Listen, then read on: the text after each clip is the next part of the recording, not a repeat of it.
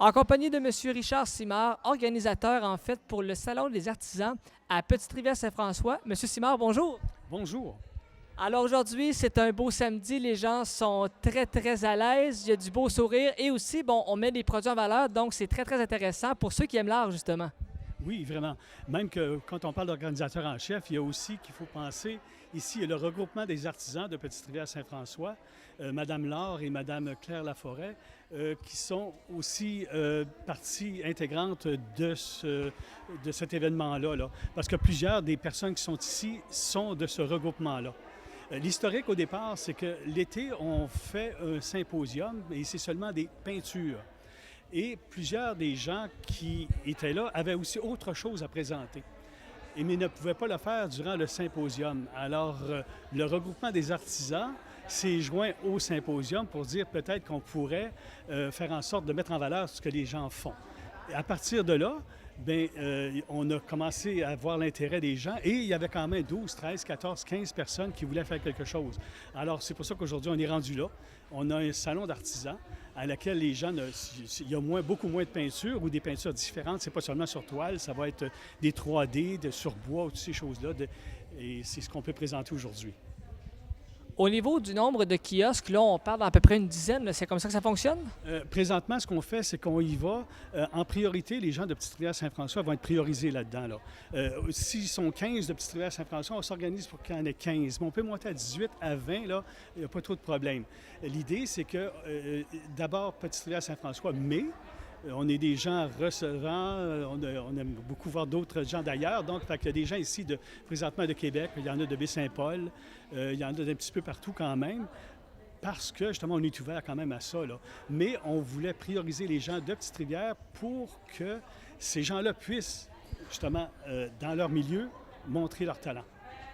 Absolument. Et là, bon, comme vous avez dit, on a une façon de sélectionner un peu les gens parce qu'on priorise les gens de Petite-Rivière. Donc, le système pour les sélectionner, parlez-moi un peu de ce système-là. Alors, dans un premier temps, il est certain que les peintures, quand on parle peinture, on tombe en dernier, parce qu'il y a le symposium pour ça. Mais tout le reste, alors, c'est qu'on y va pour essayer de faire en sorte qu'il y ait de la diversité. Et on y va vers la force des gens. Alors, la même personne peut parfois faire des tricots, faire aussi de la peinture, faire aussi autre chose. On demande à la personne d'y aller vers ce qu'elle fait de mieux. Alors, à partir de là, la sélection devient presque... c'est plus arbitraire, parce que d'elle-même, ça s'installe. Exemple, ici, on a des gens qui font des mandélas. On a aussi des gens qui font des 3D et on a des gens qui font des bijoux.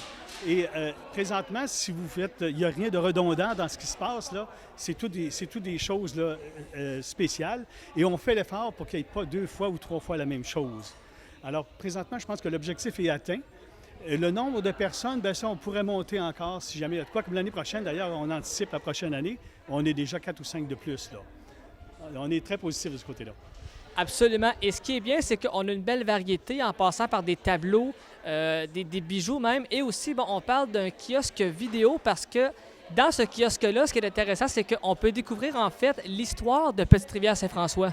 Oh, oui, justement. En photo, en vidéo, en chanson, en montage, en toutes sortes de choses. Ici, il y a une personne exceptionnelle qui fait des belles choses. 2 personnes, je devrais dire. D'ailleurs, tout le monde est exceptionnel en partant, là. Mais je veux dire, dans ce cas-ci, l'exception fait que le monsieur donne beaucoup l'histoire de Petite-Rivière-Saint-François. Ce monsieur-là, lui, a bâti à partir des documents existants tout un montage sur un CD qui donne tous les ancêtres, l'historique. Vous avez un thème, vous cliquez le thème et là, on vous explique qu'est-ce qui se passait et on remonte dans l'histoire. Ça, là, c'est un travail de moine. C'est quelque chose qui a été fait à long terme. Et il y a encore du renouveau à chaque fois. Alors, ce même monsieur-là travaille très fort là-dessus et pour se tenir à la pointe de la nouveauté, ce monsieur-là, il y a des drones qui se promènent. Et puis là, on a des images 2018 de cette situation-là, de ce qu'il peut produire. Ça donne des photos exceptionnelles et de haute qualité en partant, là. Alors, et c'est disponible. Ce monsieur-là vous pouvez vous les procurer, même ici, justement. Et il y a aussi que ce monsieur-là produit des jeux vidéo maison. C'est compliqué à faire, mais ce monsieur-là réussit à le faire. Alors, quand vous voulez un objet unique, encore en jeu vidéo, ce monsieur-là pour vous lui fournir aussi. Et son voisin, M. Polo, qui est probablement des frères, des photos. Des photos de Petite-Rivière-Saint-François. On parle de patrimoine, on parle aussi touristique, on parle aussi des saisons. Tout est mis en valeur dans ces photos. Il y en a des milliers de photos. Alors, à partir de là, juste ça, c'est des documents presque historiques dans les deux cas. Absolument. Et tantôt, on discutait un peu du sujet de ce vidéo-là pour dire que, bon, c'est l'histoire, tout ce qu'on a à savoir. Et aussi, on parle de contenu parce qu'on parle d'une vidéo de 10 minutes, mais comme on dit, qui a pris tout un hiver à monter. Donc, on voit que la vidéo, là, c'est un beau logiciel, mais on voit qu'il y a du temps aussi d'inclus là-dedans. Là. Disons qu'il y a des fois, les gens, on a un passe-temps, on a une passion. Bon, on peut dire que ce monsieur-là, c'est ça. Un passe-temps et une passion. Et en plus, ça demande les connaissances de base pour faire ça. Donc, à quelque part, quand on voit ces choses-là, ça devient des documents uniques parce que, justement, si moi, je voulais en produire un, je ne serais pas capable. Même si j'aurais une idée de me faire ça, non. Il faut absolument que tu aies tout ça comme bagage avant de produire un document comme celui-là. Absolument. On parle de... fait combien d'années que le salon existe comme tel? C'est la 2e année pour le salon. Et c'est pour ça que là, on s'aperçoit qu'il y a quand même de l'engouement et qu'il y a des possibilités d'expansion encore. Alors, on prend ça avec un grand sourire, puis on se dit, bien, l'avenir est là, on espère. Quand on parle d'expansion, est-ce qu'on veut dire aussi augmenter le nombre de kiosques ou si on a une limite de fixer pour ça, au terme de l'espace? Bien, voici, présentement, quand on parle, je fais une petite comparaison là, pour faire un parallèle, c'est que si on va en symposium, on préfère laisser ça la salle, comme elle va être présentée tantôt, probablement par vous, là. Tandis que quand on parle salon d'artisans, on peut voir ici au centre, il y a une table, là, de remplir cet endroit-là avec des expositions, là. Ça serait souhaitable. C'est juste que là, présentement, on aurait pu en mettre seulement 2. Ça aurait eu l'air un petit peu bizarre là, d'avoir 2 tables là, dans le milieu. Alors, mais l'année prochaine, on s'attend à 6 ou 7 de plus. Donc, on va peut-être remplir le centre. Et ce qui serait souhaitable, c'est qu'on n'aurait plus de place à un moment donné. On peut viser ça. S'il n'y a plus de place, on s'organisera pour en faire. Absolument. Si jamais le cas arrive qu'on n'ait plus de place, comme vous le dites, est-ce qu'on parle de changer d'espace ou si absolument on veut tenir le salon ici même à la salle municipale? Présentement, quand on parle d'infrastructure, il serait difficile de penser à autre. Il faudrait que tout le monde se transpose ailleurs. Cependant, ici, vous avez une tribune là, derrière vous.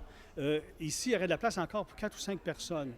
Alors, on va plutôt essayer d'exploiter ça avant de partir, d'aller ailleurs. Là. Parce que de toute façon, des salles de la grandeur ici, à Petite-Rivière-Saint-François, il n'y en a pas tant que ça. Là. Alors, on a celle-là ici. On va l'utiliser au maximum. Quand on sera rendu là, on sera tellement heureux que je pense qu'on improvisera.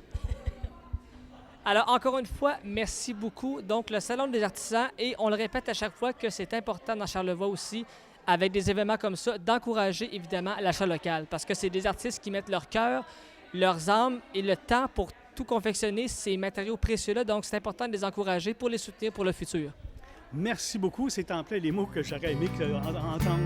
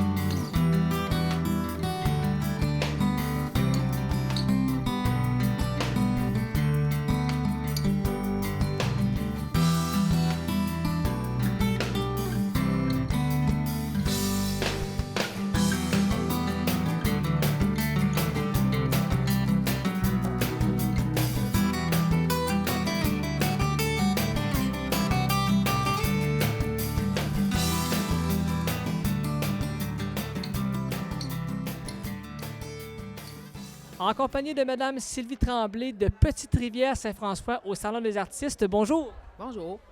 Comment vous vous sentez aujourd'hui là, par rapport à tout ce bel événement-là? Bien, je trouve ça plaisant. C'est une journée de partage. Pour moi, c'est l'occasion de partager qu'est-ce que je fais. Alors, puis on rencontre d'autres artistes, d'autres artisans. Donc, mon plus grand mot, c'est le partage. Puis en même temps, bien, de recevoir des gens qui viennent nous voir, bien, ça, c'est merveilleux. Exactement. Pour parler un petit peu de vos produits, on a en fait, c'est des livres que je peux voir, Inspiration Mandala. Comment vous est venue l'idée justement de faire ce type de produit-là? Bien, c'est que moi, à un moment donné, avec des phrases que j'aime, avec des pensées que j'aime, je me suis mise à dessiner des formes. Puis j'ai découvert ainsi le mandala. Puis comme j'ai aimé ça, puis j'ai aimé le produit, donc j'ai décidé d'en faire plusieurs, puis de créer un cahier à colorier de mandala. Ouais, inspiré de petites phrases ou de pensées qui me font réfléchir. Ouais. Exactement. J'ai remarqué aussi qu'il y a beaucoup de couleurs dans vos produits et ça, je trouve ça absolument formidable parce que c'est dynamique, c'est vivant et on dirait que ça vient chercher aussi le côté émotion, là. Oui. Bien, les couleurs, c'est toujours une question personnelle. Si j'ai un mandala puis je le ferai colorier par 1000 personnes, il va arriver 1000 façons différentes. OK? Donc, chaque personne va utiliser ses couleurs. Moi, ce que j'aime, dans le fond, c'est que je prends les couleurs de l'arc-en-ciel ou encore les couleurs de nos chakras, pour ceux-là qui connaissent ça. Donc, c'est des couleurs vivantes, des couleurs chaudes, des couleurs qui sont contrastantes aussi. Puis j'aime beaucoup les utiliser dans le mandala.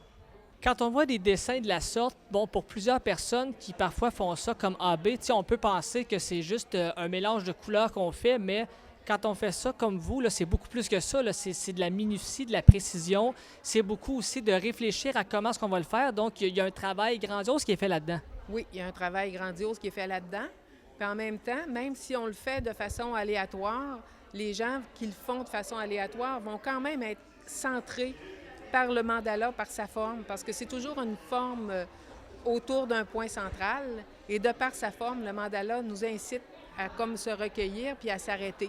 Donc, on peut le faire de plusieurs façons, aléatoires, et encore chercher dans les couleurs puis approfondir le sens des couleurs par rapport au thème qui est donné. De toute façon, c'est toujours positif. Absolument. Et dans vos toiles, là, je pense que dans toutes les toiles, on a ce qu'on appelle des standards de base qu'on respecte. Et je pense que c'est par la suite également là, qu'on peut dynamiser le produit avec les couleurs et tout ça. Mais il y a un standard de base aussi quand même là-dedans, je pense. Le standard de base, c'est d'avoir une image à partir d'un point central. Donc, et c'est toujours structuré. Puis on y ajoute des formes diversifiées, comme je vous dis, à partir d'une pensée ou d'une phrase. Mais c'est très structuré au fond.